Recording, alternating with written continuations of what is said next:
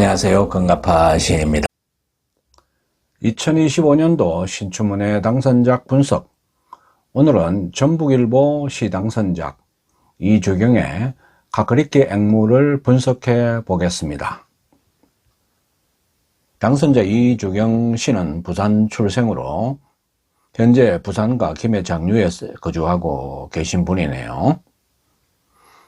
당선자의 당선 소감을 읽어보겠습니다.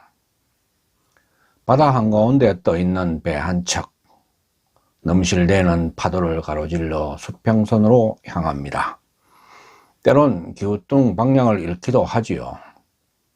시에 대한 갈증과 물음을 가득 싣고 떠난 배처럼 시는 가까이 존재하지만 확 잡히지 않는 또 다른 나였습니다. 아우성처럼 쏟아지는 많은 말들을 마음속으로 다시 밀어 넣습니다. 10대 때부터 함께한 시이지만 모든 것이 치열하지 못했던 아쉬움과 핑계일 테니까요. 차곡차곡 접어둔 못다한 언어들은 앞으로 써야 할 작품 속에 녹여내면 되지 않을까요? 시를 쓰면서 조금 깨달은 게 있습니다. 시는 언제나 그 과정 속에 놓여 있기에 매 순간 새롭고 치열해야 한다는 것입니다.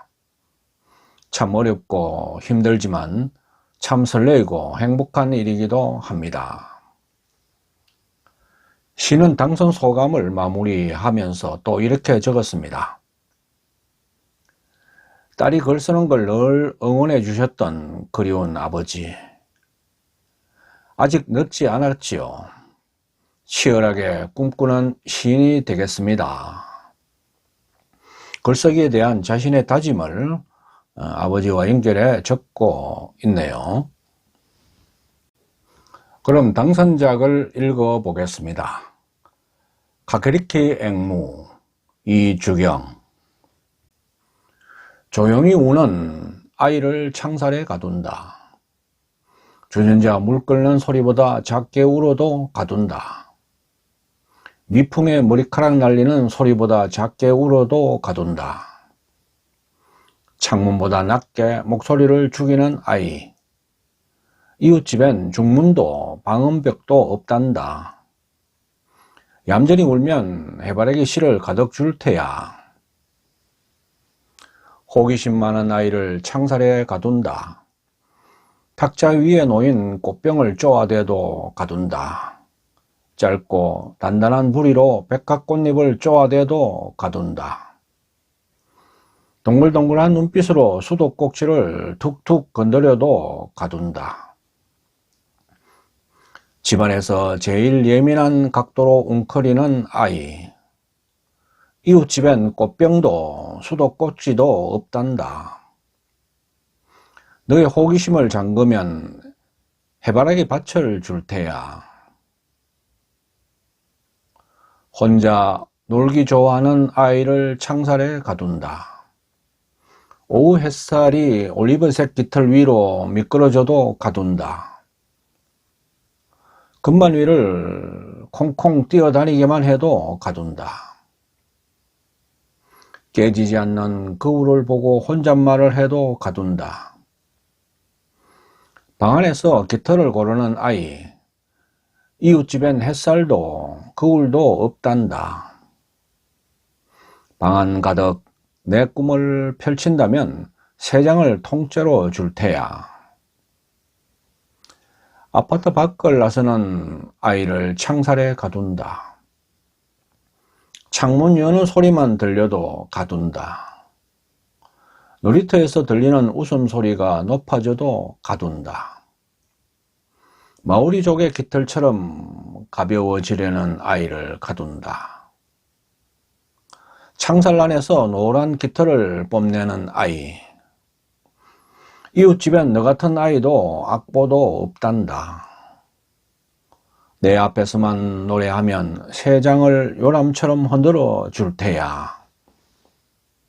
2025년도 전북일보 신춘문예 당선작 이주경의 가크리키 앵무를 만나보았습니다. 심사는 박남준, 김사인 시인께서 하셨네요. 심사평을 읽어보겠습니다. 대표되는 기성의 미적 감각과 안목을 돌파해주는 그런 신선함 속에 시적 설득력을 발휘하는 새 목소리, 새 힘을 우리는 기다리는 것이다. 적어도 그런 의욕과 모험의 열정을 기대하는 것, 기준이 그러했다. 심사에 임하는 심사위원회 심사 기준이라고 할 수 있겠죠. 당선작에 대해서는 이렇게 적었습니다. 가카리키 앵무새는 사회 문제로 떠오른 층간소음의 문제, 육아, 가족, 교육 문제 등을 반려동물을 통해 바라본 작품이다. 당선작을 받쳐주는 다른 작품의 수준이 조금은 고런이에게 마음이 더 기울였다. 또한 시를 끌고 나가는 뒷힘과 함께 당선자 쪽의 발랄과 생기가 우리의 의도에 더 맞는 것으로 여겼다. 부디 당선작이 대표작이 된 시인으로 머물지 않기를 바라며 당선을 축하한다. 당선작이 대표작이 된 시인으로 머물지 않기를 바란다라는, 그러니까 당선작보다 더 좋은 작품을 앞으로도 계속 발표해 달라는 그런 정진을 부탁하는 심사평이라고 할 수 있겠네요. 그럼 이 시를 좀 더 자세하게 분석해 보겠습니다. 이 시는 4연으로 구성되어 있는데요. 각 연의 첫 구절은 특정 장면과 상황을 제시하면서 시의 주제와 감정선을 구축하는 중요한 역할을 하고 있습니다. 아이를 창살에 가둔다는 동일 문장 앞에 수식의 의미를 바꾸는 형식을 취하고 있는 아주 특이한 시편인데요. 각 구절은 억압과 자유라는 대립 구조 속에서 독자에게 시적 상황을 생생하게 전달하는 방식을 취하고 있습니다. 조용히 우는 아이를 창살에 가둔다로 시작하는 1년은 억압의 시작이라고 할 수 있죠. 앵무새를 언유하는 아이가 내는 작은 울음소리조차 허락되지 않는 세계를 그리고 있는 것입니다. 조용히 우는 아이를 창살에 가둔다라는 구절은 감정을 표현하는 것조차 억압받는 상황을 말하고 있죠. 주전자 물 끄는 소리보다 작게 울어도 가둔다라는 구절은 앵무새의 울음이 아주 작은 소음임에도 이를 통제하려 하는 것을 말하죠. 얌전히 울면 해바라기 씨를 가득 줄 테야 라는 구절은 자유의 대가로 조건을 제시하며 억압을 정당화합니다. 이런 표현의 자유를 억압받는 상황을 상징적으로 드러내는 구절이라고 할 수 있습니다. 호기심 많은 아이를 창살에 가둔다로 시작하는 이 연은 자유로운 탐구와 호기심의 억제를 보여줍니다. 탐구와 창의력을 제한하는 억압 상황을 암시하고 있죠. 호기심이라는 것은 자유의 또 다른 모습인데 화자는 이를 억제하려 하는 것입니다. 꽃병을 쪼아대도 가둔다라는 구절은 앵무새의 자연스러운 행동조차 허용되지 않음을 표현합니다. 너의 호기심을 잠그면 해바라기 밭을 줄 테야 라는 구절은 조건을 건 보상으로 본능적인 행동을 억누르려는 태도를 암시합니다. 혼자 놀기 좋아하는 아이를 창살에 가둔다로 시작하는 3년은 내적 자유와 자아 발견의 억압을 상징하는 연입니다. 개인의 자유와 자아 탐색조차도 억압의 대상이 됨을 표현하고 있죠. 금반 위를 콩콩 뛰어다니기만 해도 가둔다라는 구절은 자유롭게 노는 행동조차도 허용되지 않음을 상징하죠. 방 안 가득 내 꿈을 펼친다면 세 장을 통째로 줄 때야 라는 구절은 방 안이라는 아주 좁은 틀 안에서만 꿈을 허용하려는 그런 태도를 나타내고 있죠. 개인의 내적 자유와 자기 표현을 제한하는 현실을 상징합니다. 아파트 밖을 나서는 아이를 창살에 가둔다라는 사연은 외부 세계로의 열망과 해방의 좌절을 표현하고 있습니다. 외부 세계로의 열망과 자유로운 비상이 억압됨을 상징하는 마무리 연이라고 할 수 있는데요. 놀이터에서 들리는 웃음소리가 높아져도 가둔다라는 구절은 앵무새는 자신 외부의 세계를 동경하지만 그조차 억누리는 상황을 묘사합니다. 내 앞에서만 노래하면 세 장을 요람처럼 흔들어 줄 테야 라는 구절은 이 또한 주어진 틀 안에서만 행동을 요구함을 나타냅니다. 이는 타인의 기대와 조건에 의해 통제되는 자유를 상징하고 있죠. 이렇게 이 시는 각 연의 첫 구절에서 특정한 상황과 억압의 방식을 구체적으로 제시하고 있으며 이 시의 전체를 관통하는 주제인 억압과 자유의 갈등을 담아냅니다. 창살은 물리적, 정신적 구속을 상징하고 아이, 앵무새는 억압된 존재로서의 인간 혹은 자유를 갈망하는 생명체를 상징합니다. 그러니까 이 시는 단순히 앵무새에 대한 이야기가 아니라 자유와 통제 그리고 인간이 만들어낸 억압의 구조를 성찰하게 만드는 상징 시편입니다. 감각적인 묘사와 은유를 통해 우리는 자신이 만든 창살 안에서 자유를 잃은 존재가 아닌지를 돌아보게 하는 성찰 시편인 것이죠. 그렇다면 이 시에서 우리가 시창작과 관련해 배울 점은 무엇일까요? 우선 이 시는 제목으로 관심을 끌고 있습니다. 시에서 제목은 사실 50점 이상이 될 정도로 굉장히 중요한데요. 제목에서부터 독자의 호기심을 자극하고 메시지를 암시할 필요가 있다는 것입니다. 카카리키 앵무새라는 낯선 단어가 주는 또 대상에 대한 궁금증을 자아나간 이 시는 독자가 주목하지 않을 수 없게 되는 것입니다. 둘째는 구체적이고 감각적인 이미지를 사용하고 있다는 점입니다. 시 창작에서 추상적이고 관념적인 개념을 전달할 때는 반드시 구체적인 이미지를 활용해서 독자의 감각을 자극하는 방식을 취해야 한다는 원리입니다. 이 시는 미풍에 머리카락 날리는 소리보다 작게 울어도 가둔다.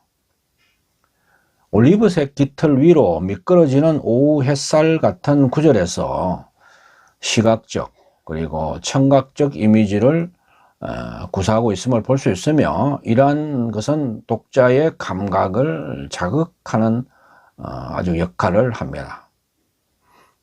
셋째는 반복과 변주를 통해 구조적으로 리듬을 만들어내고 있다는 점입니다.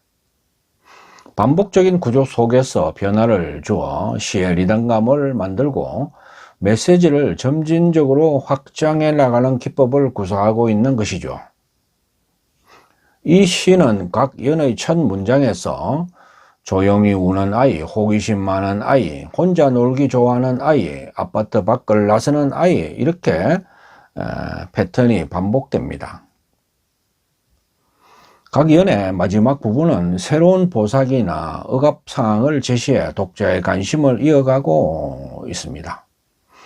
넷째는 일상적인 소재를 은유와 상징을 통해 철학적 질문으로 승화시킵니다. 이 시에서 카크리키 앵무새는 단순히 새를 넘어 자유와 억압, 본성과 통제를 상징하죠. 창살도 세장일 수도 있고 현대사회가 개인을 가두는 보이지 않는 틀이 될 수도 있는 것입니다. 이렇게 일상적인 소재를 사용하되 그것을 상징을 통해 객관적이고 보편적인 메시지를 전달하는, 그렇게 해서 주제를 더욱 깊게 만드는 그런 기법을 구사하고 있다는 것입니다. 다섯째는 모순과 아이러니, 암시를 통해 독자의 상상력을 자극합니다. 이웃집엔 중문도 방음벽도 없단다.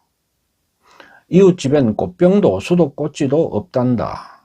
이웃집엔 햇살도 거울도 없단다 같은 구절은 마치 억압을 정당화하려는 이유처럼 보이지만 이것은 오히려 모순적인 억압과 부조리를 드러내는 역할을 하죠. 또 너 같은 아이도 악보도 없단다 라는 구절은 앵무새의 아주 특별함을 말하지만 그 특별함이 오히려 억압의 이유가 되는 아이러니를 보여줍니다. 내 꿈을 펼친다면 세 장을 통째로 줄 테야 라는 구절은 억압과 자유의 모순을 드러내는 암시로 독자의 상상력을 자극하게 됩니다. 마지막으로 여섯째는 사회적 이슈를 끌어들이고 있다는 점입니다. 이웃집엔 중문도 방음벽도 없단다 같은 구절에서 알 수 있듯 이 시는 현대사회에서 빈번하게 발생하는 층간 소음 문제를 끌어들여서 독자의 깊은 공감을 불러일으키고 있는 시편입니다. 지금까지 2025년도 전북일보 신춘문예 시당선작 이주경의 카크리키 앵무를 분석해 보았습니다. 이 시는 단순히 앵무새에 대한 이야기가 아닙니다. 이를 통해 자유와 통제 그리고 인간이 만들어낸 억압의 구조를 성찰하게 만드는 삶에 대한 성찰 시편이라고 할 수 있죠. 그러니까 이 시는 현대사회에서 우리 인간이 자연스러운 본성과 자유를 잃고 제한된 환경에서 살아가고 있는 모습을 상징적으로 보여주는 시편이라고 할 수 있겠습니다. 은유적인 소재, 그리고 구체적이고 감각적인 묘사, 반복과 변조의 리듬, 모순적인 표현 등을 통해서 독자의 상상력을 자극하고 일상적인 소재를 철학적인 주제로 승화시키고 있는 것입니다.